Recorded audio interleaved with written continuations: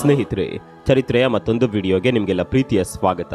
ಸ್ನೇಹಿತರೆ, ನಿಮಗೆಲ್ಲ ಗೊತ್ತಿರಬಹುದು, ಈ ಬಾರಿಯ ವಿಶ್ವಕಪ್ನಲ್ಲಿ ವೆಸ್ಟ್ ಇಂಡೀಸ್ ತಂಡ ಇಲ್ವೇ ಇಲ್ಲ.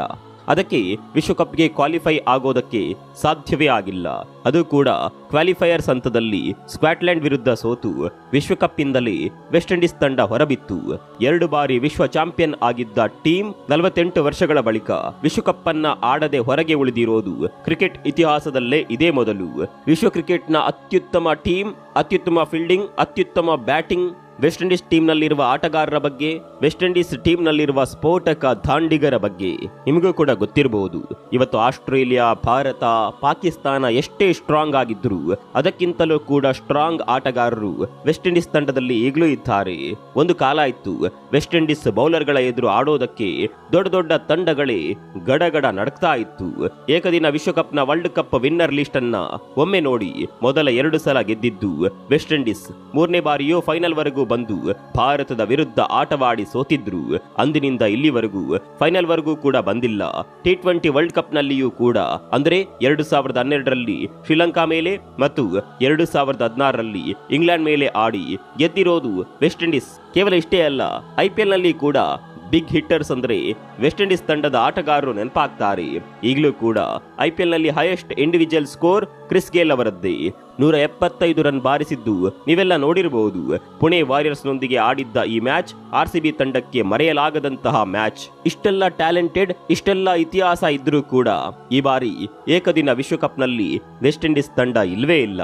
ಬನ್ನಿ ಹಾಗಾದ್ರೆ ನಮ್ಮ ಇಂದಿನ ವಿಡಿಯೋದಲ್ಲಿ ವೆಸ್ಟ್ ಇಂಡೀಸ್ ಕ್ರಿಕೆಟ್ ಟೀಮ್ನ ಹಿಸ್ಟ್ರಿ, ಅದರ ಇಂದಿನ ದಾರುಣ ಸ್ಥಿತಿಗೆ ಕಾರಣ ಏನು ಅನ್ನೋದನ್ನ ಡೀಟೇಲ್ ಆಗಿ ತೋರಿಸ್ತೀವಿ.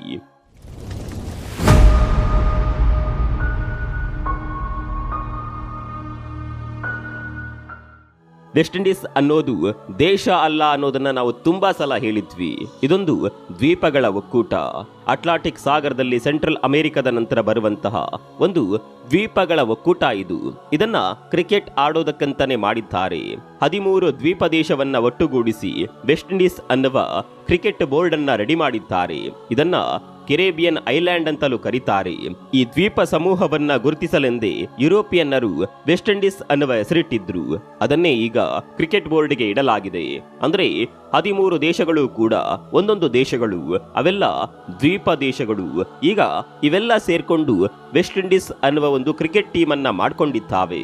1880ರಲ್ಲಿ ವೆಸ್ಟ್ ಇಂಡೀಸ್ನ ಈ ದ್ವೀಪಗಳೆಲ್ಲ ಸೇರ್ಕೊಂಡು ಒಂದು ಕ್ರಿಕೆಟ್ ಟೀಮ್ ಅನ್ನ ಕಟ್ಟುತ್ತವೆ. 1890ರ ದಶಕದಲ್ಲಿ ಕೆನಡಾ ಮತ್ತು ಅಮೆರಿಕ ತಂಡಗಳ ವಿರುದ್ಧ ಈ ಟೀಮ್ ಆಟ ಆಡುತ್ತೆ, ಅದರಲ್ಲಿ ಜಯಗಳಿಸುತ್ತೆ. ನಂತರ ಇದಕ್ಕೆ ವೆಸ್ಟ್ ಇಂಡೀಸ್ ಕ್ರಿಕೆಟ್ ಬೋರ್ಡ್ ಅನ್ನುವ ಹೆಸರಿಡಲಾಗುತ್ತೆ. ಆಡು ಮಾತಿನಲ್ಲಿ ಇದನ್ನ ವಿಂಡೀಸ್ ಅಂತಾನೆ ಕರೆಯಲಾಗುತ್ತೆ. ವೆಸ್ಟ್ ಇಂಡೀಸ್ ಕ್ರಿಕೆಟ್ ತಂಡವು ಇಂಗ್ಲಿಷ್ ಮಾತನಾಡುವ ಕೆರೇಬಿಯನ್ ದೇಶಗಳ ಕ್ರೀಡಾ ಒಕ್ಕೂಟವನ್ನ ಪ್ರತಿನಿಧಿಸುತ್ತೆ. ಇನ್ನು ವೆಸ್ಟ್ ಇಂಡೀಸ್ಗೆ ಕ್ರಿಕೆಟ್ ಬೋರ್ಡ್ ಅಫಿಷಿಯಲ್ ಆಗಿ ಆರಂಭವಾಗಿದ್ದು 1920ರಲ್ಲಿ. ಅದರ ನಂತರ 1926ರಲ್ಲಿ ಅಂತಾರಾಷ್ಟ್ರೀಯ ಕ್ರಿಕೆಟ್ ಮಂಡಳಿಗೆ ಜಾಯಿನ್ ಆಗಿ ಫಸ್ಟ್ ಅಫಿಷಿಯಲ್ ಇಂಟರ್ನ್ಯಾಷನಲ್ ಮ್ಯಾಚ್ ಆಡಿತ್ತು. 1920ರ ಸಮಯದಲ್ಲಿಯೇ ವೆಸ್ಟ್ ಇಂಡೀಸ್ ಕ್ರಿಕೆಟ್ ಟೀಮ್ ನಲ್ಲಿ ಪ್ರಖ್ಯಾತ ಆಟಗಾರರಿದ್ರು. ಆದರೆ ಈ ಮ್ಯಾಚ್ ನಿಂದ ಅವರು ಸ್ಟ್ರಾಂಗ್ ಎಂದು ಸಾಬೀತುಪಡಿಸಲು ಆಗ್ಲಿಲ್ಲ. ಯಾಕಂದ್ರೆ ಆ ಸಂದರ್ಭದಲ್ಲಿ ವರ್ಣಭೇದ ನೀತಿ ತಾರಕಕ್ಕೇರಿತ್ತು. ವೆಸ್ಟ್ ಇಂಡೀಸ್ ತಂಡದ ಆಟಗಾರರು ಈ ವರ್ಣಭೇದ ನೀತಿಯ ದೌರ್ಜನ್ಯಕ್ಕೆ ಕೂಡ ಒಳಗಾಗಬೇಕಾಯಿತು. 1930ರಲ್ಲಿ ವೆಸ್ಟ್ ಇಂಡೀಸ್ ತಂಡ ತನ್ನ ಮೊದಲ ಟೆಸ್ಟ್ ಸರಣಿ ಪಂದ್ಯವನ್ನ ಗೆಲುವು ಸಾಧಿಸುತ್ತೆ. ಆ ಸಮಯದಲ್ಲಿ ವೆಸ್ಟ್ ಇಂಡೀಸ್ ತಂಡದ ಜಾರ್ಜ್ ಹೆಡ್ಲಿ ಹೆಚ್ಚು ಸ್ಕೋರ್ ಗಳಿಸಿದ್ರು. 703 ರನ್ ಗಳಿಸಿ ಅಂದಿಗೆ ಯಾರೂ ಕೂಡ ಬರೆಯದ ದಾಖಲೆಯನ್ನ ಬರೆದಿದ್ರು. ಹಾಗೆಯೇ ಲ್ಯಾರಿ ಗೋಮ್ಸ್ ಎಂಬ ವೆಸ್ಟ್ ಇಂಡೀಸ್ ತಂಡದ ಆಟಗಾರ ಅತಿ ಹೆಚ್ಚು, ಅಂದ್ರೆ ODI ಮ್ಯಾಚ್ ಗಳಿಂದ 41 ವಿಕೆಟ್ಗಳನ್ನ ಕಬಳಿಸಿದ್ರು. ಅದು ಆಗಿನ ಸಂದರ್ಭಕ್ಕೆ ದೊಡ್ಡ ಸಾಧನೆ. 1960ರವರೆಗೂ ವೆಸ್ಟ್ ಇಂಡೀಸ್ ತಂಡದಲ್ಲಿ ಘಟಾನುಘಟಿ ಆಟಗಾರರಿದ್ರು. ಆದರೆ 1960ರ ನಂತರ ಅವರ ಕ್ರಿಕೆಟ್ ರೂಟೇ ಬದಲಾಗ್ತಾ ಹೋಯಿತು.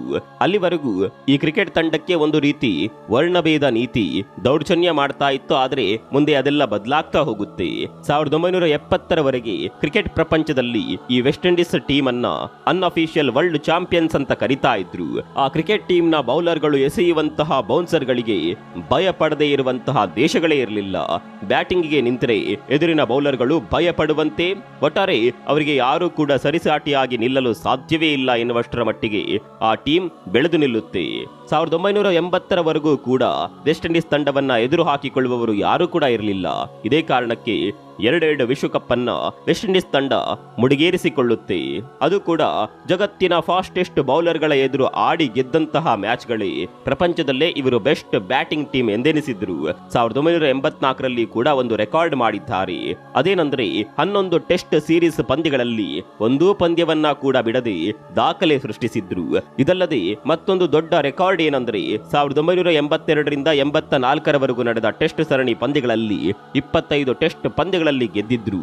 ಕ್ರಿಕೆಟ್ನಂತಹ ಉನ್ನತ ಕ್ರೀಡೆಗಳಲ್ಲಿ ಸಹ ವರ್ಣಭೇದ ನೀತಿ ಇತ್ತು. ವೆಸ್ಟ್ ಇಂಡೀಸ್ ಮೇಲೆ ಅಂತಲ್ಲ, ನಮ್ಮ ಭಾರತದ ಕ್ರಿಕೆಟಿಗರ ಮೇಲೂ ಸಹ ಇಂತಹ ಕಾಮೆಂಟ್ಗಳು ಬಂದಿತ್ತು. ಇಂಗ್ಲೆಂಡ್ ಮತ್ತು ಆಸ್ಟ್ರೇಲಿಯಾ ಟೀಮ್ಗಳು ಈ ರೀತಿ ಕುಹಕ ನಡೆ ತೋರಿದ್ದವು.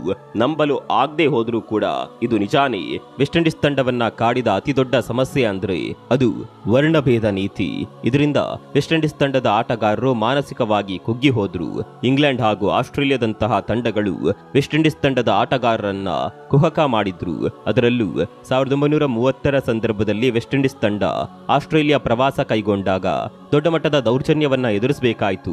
ವೆಸ್ಟ್ ಇಂಡೀಸ್ ತಂಡದ ಆಟಗಾರರನ್ನ ತೀರಾ ಹೀನಾಯ ಮಟ್ಟದಲ್ಲಿ ನೋಡ್ಲಾಯಿತು. ಕಪ್ಪು ಬಣ್ಣದ ಆಟಗಾರರನ್ನ ಕಳಪೆ ಹೋಟೆಲ್ನಲ್ಲಿ ಇಟ್ಟು ಬಿಳಿ ಬಣ್ಣದ ಆಟಗಾರರಿಗೆ ಲಕ್ಸುರಿ ಹೋಟೆಲ್ನಲ್ಲಿ ಇರಿಸಲಾಗಿತ್ತು. ಇದರಿಂದ ವೆಸ್ಟ್ ಇಂಡೀಸ್ ತಂಡದ ಆಟಗಾರರು ತೀವ್ರವಾಗಿ ಮನನೊಂದಿದ್ರು. ಇದು ಅವರ ಆಟದ ಮೇಲೆ ಕೂಡ ಪರಿಣಾಮ ಬೀರುತ್ತೆ. ಆ ಟೂರ್ನಮೆಂಟ್ನಲ್ಲಿ 4 ಪಂದ್ಯಗಳಲ್ಲಿ ವೆಸ್ಟ್ ಇಂಡೀಸ್ ತಂಡ ಸೋಲುತ್ತೆ. ಹೊರಪ್ರಪಂಚಕ್ಕೆ ಈ ವಿಷಯ ಗೊತ್ತಾದಾಗ ಆಸ್ಟ್ರೇಲಿಯಾದ ನಡೆಯ ವಿರುದ್ಧ ಜನ ವಿರೋಧ ವ್ಯಕ್ತಪಡಿಸೋದಕ್ಕೆ ಶುರು ಮಾಡಿದ್ರು. ಮತ್ತೊಂದು ಕಡೆಯಲ್ಲಿ ವಿಂಡೀಸ್ ತಂಡದ ಮೇಲೆ ಒಳ್ಳೆಯ ಭಾವನೆ ಕೂಡ ಹುಟ್ಟಿಕೊಂಡಿತ್ತು. ಇದು ವಿಂಡೀಸ್ ತಂಡದ ಹುಮ್ಮಸ್ಸನ್ನ ಹೆಚ್ಚಿಸುತ್ತೆ. ವೆಸ್ಟ್ ಇಂಡೀಸ್ ತಂಡ ಬಲಿಷ್ಠವಾಗುತ್ತಾ ಹೋಗುತ್ತೆ.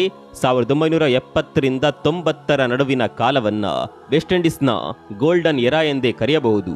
ಆದರೆ ನಂತರದ ದಿನಗಳಲ್ಲಿ ವಿಂಡೀಸ್ ತಂಡದ ಪತನ ಶುರುವಾಗುತ್ತೆ.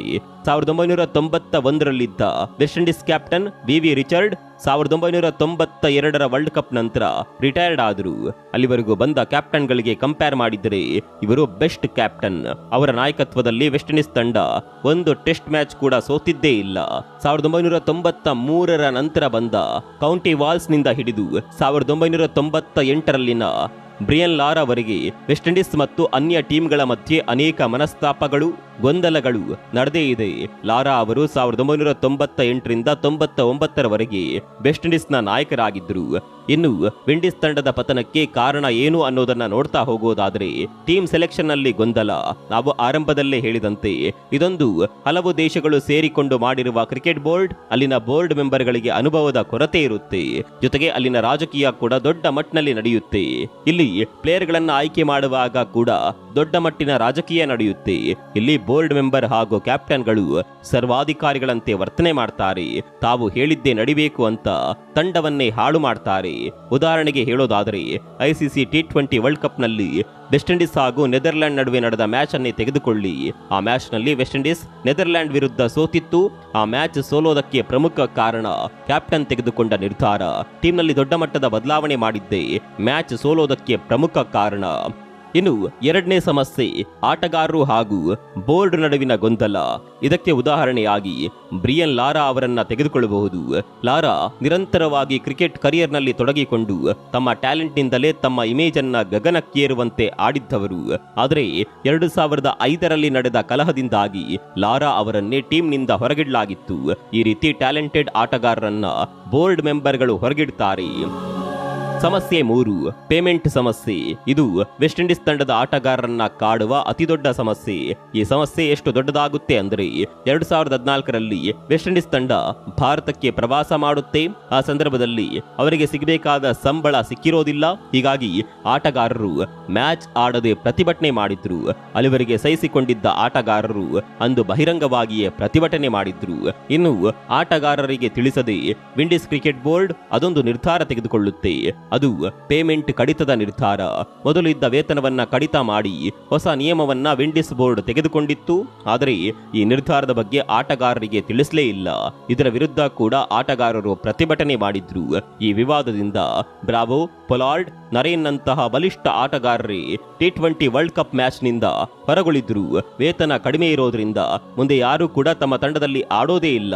ಬೇರೆ ಬೇರೆ ಲೀಗ್ಗಳಲ್ಲೇ ಹೆಚ್ಚಾಗಿ ಆಡೋದಕ್ಕೆ ಶುರು ಮಾಡ್ತಾರೆ. ಹೀಗೆ ಬಲಿಷ್ಠವಾಗಿದ್ದ ವೆಸ್ಟ್ ಇಂಡೀಸ್ ತಂಡ ಪತನವಾಗುತ್ತಾ ಬಂತು. ಈಗಲೂ ವೆಸ್ಟ್ ಇಂಡೀಸ್ ತಂಡದ ಆಟಗಾರರು ತಮ್ಮ ತಂಡದಲ್ಲಿ ಆಡೋದೇ ಇಲ್ಲ, ಬೇರೆ ಬೇರೆ ಲೀಗ್ಗಳಲ್ಲಿಯೇ ಆಡ್ತಾರೆ. IPL ನಂತಹ ಲೀಗ್ನಲ್ಲಿ ಆಡಿದ್ರೆ ಅವರಿಗೆ ಹಣ ಸಿಗುತ್ತೆ, ತಮ್ಮದೇ ತಂಡದಲ್ಲಿ ಆಡಿದ್ರೆ ಹಣ ಸಿಗೋದಿಲ್ಲ. ಹೀಗಾಗಿ ಬಲಿಷ್ಠ ಆಟಗಾರರಿಲ್ಲದೆ ವೆಸ್ಟ್ ಇಂಡೀಸ್ ತಂಡ ಸೊರಗುತ್ತಿದೆ. ಒಂದು ಒಳ್ಳೆಯ ತಂಡ ಕ್ರಿಕೆಟ್ ಲೋಕದಿಂದ ಮರೆಯಾಗುತ್ತಿದೆ.